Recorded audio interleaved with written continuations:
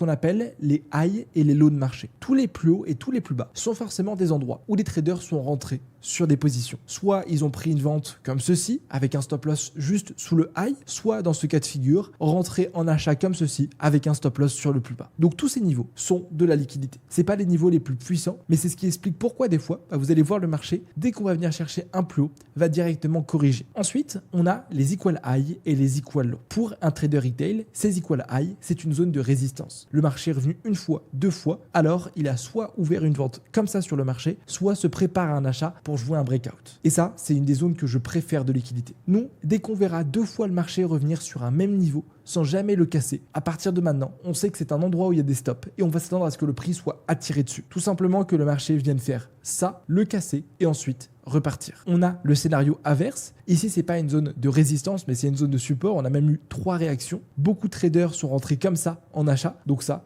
pareil, zone de liquidité. On va s'attendre à ce que le prix vienne être attiré par ce niveau, qu'on vienne récupérer les stop loss, que la smart money vienne se positionner pour ensuite que le marché puisse repartir. Et enfin, celle qui vient tout le temps être cassée, c'est ce qu'on appelle les trendlines haussières et baissières.